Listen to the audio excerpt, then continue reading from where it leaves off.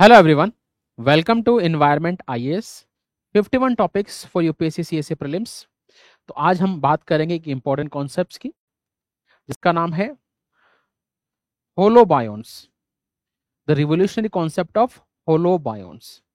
तो सबसे पहले इसको लेमन लैंग्वेज में समझते हैं और फिर टेक्निकलिटीज में जाएंगे।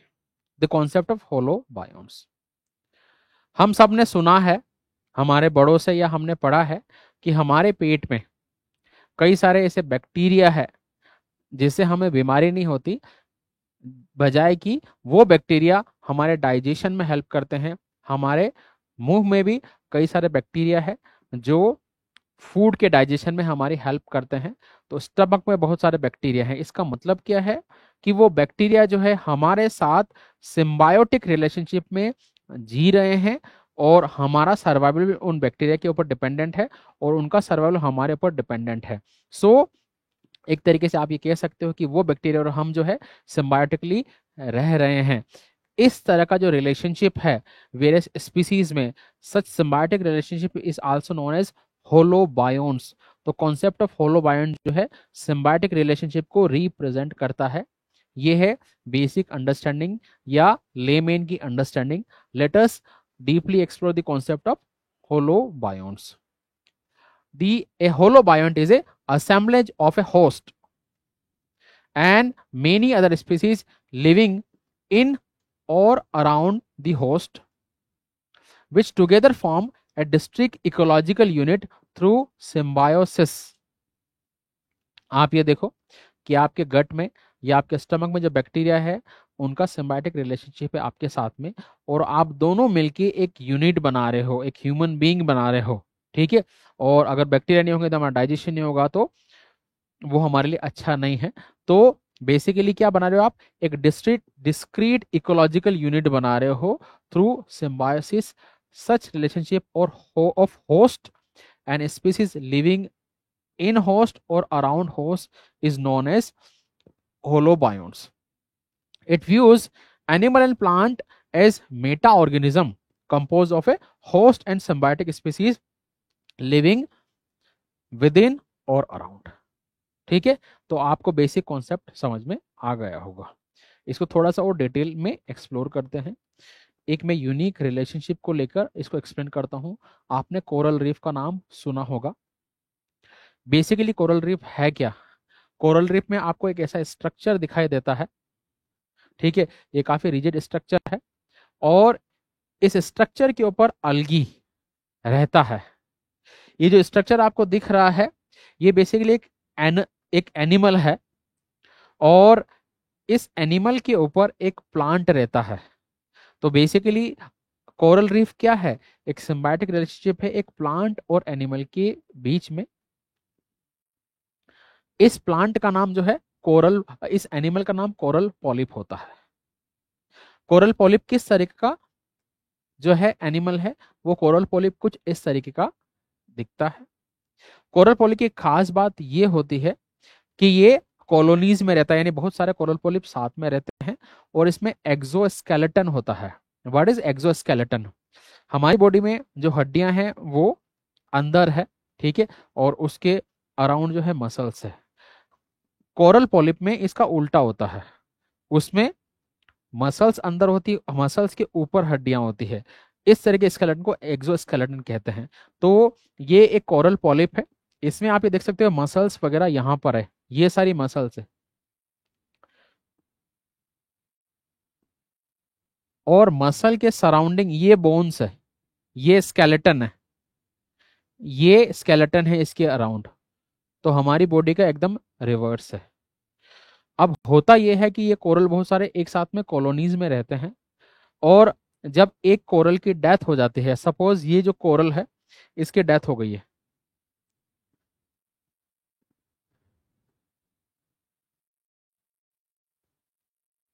इस कोरल की डेथ हो गई है तो इसकी स्केलेटन तो बची रहेगी। तो एक दूसरा कोरल आएगा और वो अपना जो स्केलेटन है वो इसके ऊपर कवर कर देगा। जैसे ये इसका स्केलेटन है ना, तो नया वाला कोरल जो है इस तरीके से इसके ऊपर लेयर बना देगा, इस तरीके से एक लेयरिंग बना देगा। और इसके ऊपर आके रहना शुरू कर देगा, इसके ऊपर आकर रहना शुरू कर देगा। तो क्या हो गया, एक स्केलेटन के ऊपर दूसरा स्केलेटन आ गया। जब वो भी मर जाएगा तो तीसरा कोरल आएगा और अगेन इसके ऊपर रहना शुरू कर देगा।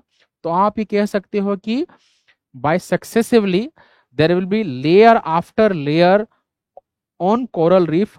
तो इस तरीके से लेयरिंग बनती जाएगी। हमारा जो हमारा जो लक्षद्वीप है, इसी तरह का एक कोरल आइलैंड है जहां कोरल की कॉलोनीज मिलती है, और इस तरह की लेयरिंग बनते बनते वो एक पूरा आइलैंड बन गया। ठीक है। तो आपने क्या देखा कि ये एक एनिमल है जो जिसका एक्सोस्केलेटन होता है, और उस एनिमल का नेचर क्या है, लेयरिंग बनाना। अब इस कोरल की कुछ खास बातें हैं। ये शैलो वाटर ऑर्गेनिज्म होता है, यानी कि कम गहरे पानी में पाया जाने वाला एक जीव है।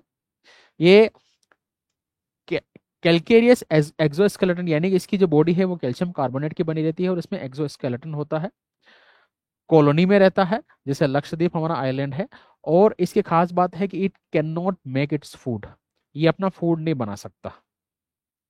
लेकिन जब आप इसको देखते हो तो ये बहुत स्ट्रॉन्ग नजर आता है, क्योंकि इसमें बोन्स है और कैल्शियम कार्बोनेट का बना है। इसका मतलब है कि इसकी खास बात है इसमें स्ट्रेंथ है, लेकिन अपना खाना नहीं बना सकता ये। अब इसको हेल्प चाहिए किसी की जो इसके लिए खाना बना दे, और ये उसको अपनी स्ट्रेंथ से उसको प्रोटेक्ट करे।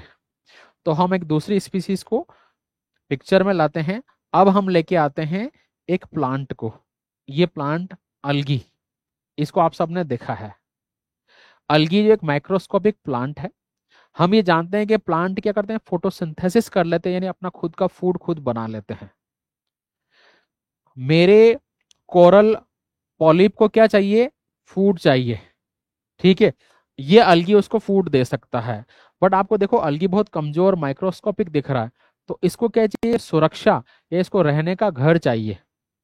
तो रहने का घर कौन दे सकता है, मेरा एनिमल, कौन, कोरल पॉलिप। तो ये दोनों एक दूसरे को कॉम्प्लीमेंट करते हैं और एक सिम्बायोटिक रिलेशनशिप बना लेते हैं, जिसको हम कोरल रीफ कहते हैं। कोरल रीफ में बेसिकली क्या होता है, ये कोरल रीफ दिख रहा है, ये मेरा कोरल पॉलिप है, और इसके ऊपर आके जो है अलगी इस तरीके से डॉटेड फॉर्म में रहना शुरू कर देता है। दोनों एक दूसरे की हेल्प करते हैं। तो ये कोरल पॉलिप है। ठीक है। आप ये देखो, ये इसका स्केलेटन है, ये स्केलेटन है, ये स्केलेटन है। तो अलगी क्या करेगा, बेसिकली इसके ऊपर आकर रहना शुरू कर देगा। तो रहना शुरू कर देगा, और अलगी क्या है, फूड बना सकता है। तो इसको चाहिए फूड, पॉलिप को चाहिए फूड, वो अलगी दे देगा। और अलगी को चाहिए रहने की जगह, वो ये इसको दे देगा। तो दोनों इस तरीके से शादी कर लेंगे। शादी करने का मतलब सिम्बायोटिक रिलेशनशिप में रह लेंगे। इस तरह के ऑर्गेनिज्म को हम कोरल रीफ कहते हैं। तो इस तरीके से कोरल रीफ जो है बन जाएगा। पॉलिप जो है हाउस प्रोवाइड कराएगा अलगी को, न्यूट्रिएंट्स प्रोवाइड कराएगा, क्योंकि वो कैल्शियम कार्बोनेट का बना हुआ है, तो उसमें कैल्शियम और कार्बोनेट है। प्रोटेक्टिव एनवायरनमेंट प्रोवाइड कराएगा, क्योंकि वो बहुत स्ट्रांग है, और कार्बन डाइऑक्साइड प्रोवाइड करा सकता है अगर अलगी को चाहिए। अलगी का एक प्लांट है जो फूड प्रोवाइड करा सकता है। तो इस तरीके से दोनों में एक सिम्बायोटिक रिलेशनशिप बन जाएगी। दोनों 500 रुपए का स्टाम्प लाएंगे और उस पर लिखेंगे, या 7 फेरों का वचन ले लेंगे और साथ में रहेंगे आराम से। इसको क्या बोलेंगे, सिम्बायोटिक रिलेशनशिप। तो इस तरह की सिम्बायोटिक रिलेशनशिप को भी आप होलोबायोन्ट्स कह सकते हो। तो मैंने इजी वे में आपको समझाया होलोबायोन्ट्स होते क्या हैं। तो इस तरीके से आप ये देखो कि ये पॉलिप है, और ये जो ग्रीन डॉट दिख रहे हैं वो अलगी है जो इसके ऊपर आराम से रह रहा है। तो कोरल रीफ कुछ ऐसा दिखाई देता है। ये कोरल रीफ है। तो बेसिकली ये क्या है, ये होलो बायोन्स का एग्जाम्पल है, जहां दो स्पीसीज एक साथ में सिम्बायोटिक रिलेशनशिप में रह रहे हैं। हमारे गट बैक्टीरिया, स्टोमक के जो बैक्टीरिया है, और हम दोनों साथ में सिम्बायोटिक रहते हैं। ये भी होलो बायोन्स का एक अच्छा एग्जाम्पल है। Coral reef beautiful. So the component of holobiont are individual species or bionts, while the combined genome of bionts is hologenome. जैसे अगर मैं बात करूं कोरल पॉलिप और अलगी की, तो इंडिविजुअली इनको क्या बोलूंगा, बायोन्स, दोनों को साथ में क्या बोलूंगा, होलोबायोन्स। अगर दोनों के अलग अलग जीन लिए मैंने तो वो जीन हो जाएंगे, और दोनों को साथ में लूंगा जीनोम को तो वो होलोजीनोम हो जाएगा। इसी तरीके से मेरे और मेरे गट बैक्टीरिया दोनों अलग अलग हम बायोन्स है, साथ में मिलके हम होलो बायोन्स है, और हम दोनों की जो जेनेटिक मेकअप है that is hologenome. It includes host, virome, microbiome, and any other organism which contribute in some way to functioning of whole. Well studied holobionts include reef building coral and human. तो basically कौन कौन symbiotic relationship में रह सकता है, कोई भी रह सकता है, एक प्लांट और एनिमल, या एक एनिमल के ऊपर डिपेंडेंट बैक्टीरिया या वायरस या कोई माइक्रो ऑर्गेनिज्म, कुछ भी हो सकता है होलोबायोन्ट्स में। Evidence for holobionts, co-evolution, symbiotic integration and hologenome selection. Co-evolution, देखो हमारे जब से ह्यूमन का इवोल्यूशन हुआ है तब से हमारे पेट में डाइजेशन हो रहा है। इसका मतलब हमारे पेट में जो गट बैक्टीरिया है या हमारे स्टमक के जो बैक्टीरिया है वो तब से हैं जब से हम हैं। तो हमारा क्या हुआ है, को इवोल्यूशन हुआ उन बैक्टीरिया और हमारा दोनों का, हमारा सिम्बायोटिक इंटीग्रेशन है और होलोजेनिक सिलेक्शन है। Selection act as a combined genomes of host and symbiotic driving holobionts evolution. तो हमारा साथ साथ में इस तरीके से इवोल्यूशन हुआ है। The human holobionts, gut microbiome, metabolism, integration. Gut bacteria and digestion aid digestion, synthesize neurotransmitters and regulate immunity and influence health. Metabolism integration, human cell rely on microbiome to break down fibers and complex molecule. तो basically हम उस bacteria के ऊपर dependent है क्योंकि वो complex जो fibre है और मॉलिक्यूल को ब्रेक डाउन करते हैं हमारे लिए। तो हमारा इस तरीके का सिम्बायोटिक रिलेशनशिप है।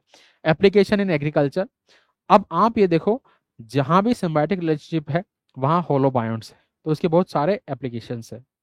आपने सुना होगा कि जो लेग्यूमिनस प्लांट हैं जैसे दालें वगैरह है, इनकी रूट के नोड्यूल्स में बैक्टीरिया मिलते हैं, राइजोबियम वगैरह, तो वो क्या करते हैं, नाइट्रोजन फिक्सेशन का काम करते हैं।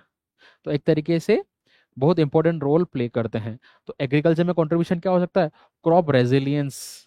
अगर मान लिया आप सारे के सारे सिम्बायोटिक रिलेशनशिप को स्ट्रॉन्ग जो है स्टडी कर दो, उस पर रिसर्च कर लो, आप ऐसे होलोबायोन्ट्स का पर डीपली रिसर्च करो, तो एग्रीकल्चर रेजिलियंस, नाइट्रोजन फिक्सेशन और लाइव स्टॉक मिथेन, ये सारी चीज़ों को आप जो है यूज कर सकते हो, या इनमें वेरिड एप्लीकेशंस है होलोबायोन्ट्स की। Holobionts conservation, so forest, coral reef, amphibian, जहां पर भी सिम्बायोटिक रिलेशनशिप है, ठीक है, वहां होलोबायोन्ट्स का रोल है। कोरल रीफ के कंजर्वेशन में, एम्फीबियन का या फॉरेस्ट में भी जो है इनका अलग अलग रोल है। जहां पर भी सिम्बायोटिक रिलेशनशिप है तो आप स्टडी करके इनको प्रोटेक्ट कर सकते हो। होलोजिनोमिक मेडिसिन, तो अंडरस्टैंडिंग इंटरेक्शन, जैसे मान लिया हमारे पेट की कोई बीमारी, अब क्या हो रहा है, किसी का डाइजेशन खराब है, खराब इसलिए है कि उसकी जो बैक्टीरिया है उनको न्यूट्रिएंट नहीं मिल रहा उसकी बॉडी से, तो वो बैक्टीरिया काम नहीं कर रहे और डाइजेशन हो नहीं रहा है ना। तो अगर आपको ये पता है कि वो बैक्टीरिया को कैसे प्रमोट करना है, तो आपका जो है इंटरेक्शन को आप स्टडी कर लोगे, ठीक है, और वो बैक्टीरिया की ग्रोथ को प्रमोट कर दोगे, तो इस तरह की ड्रग आप उनको दोगे जिनका पेट खराब है, ताकि वो बैक्टीरिया की ग्रोथ जो है प्रमोट हो जाए, और जो है मेडिसिन, इस तरह की मेडिसिन आप डिवाइस कर सकते हो। माइक्रोबायोम थेरेपी, इसको आप जो है डिवाइस कर सकते हो, पर्सनलाइज मेडिसिन वगैरह दे सकते हो। इसका मतलब ये है कि होलोबायोन्ट्स का वेरिड फील्ड, चाहे वो एग्रीकल्चर हो, चाहे वो हेल्थ हो, चाहे वो इंडस्ट्रीज हो, एनवायरमेंट इकोलॉजी हो, सारे फील्ड में काफी सारा कंट्रीब्यूशन है। तो ये टॉपिक था होलोबायोन्ट्स। तो एक बार फटाफट से मैं होलोबायोन्ट्स के कॉन्सेप्ट को इजी वे में 1 मिनट में एक्सप्लेन करता हूं। What is holobionts? Holobionts basically it represent symbiotic relationship between various species or organism. For example, our gut bacteria and human being. For example, coral reef which represent a relationship between coral polyp and algae. ये symbiotic relationship को represent करता है। वहां पर एक host होगा और host पर डिपेंडेंट कोई कम्युनिटी होगी। इंडिविजुअल स्पीसीज को बायोन्ट्स कहा जाएगा, दोनों को साथ में होलोबायोन्ट्स कहा जाएगा, और दोनों के जीनोम को होलोजीनोम कहा जाएगा। Holobionts are very useful in various field, be it agriculture, be it health, be it environment ecology and other important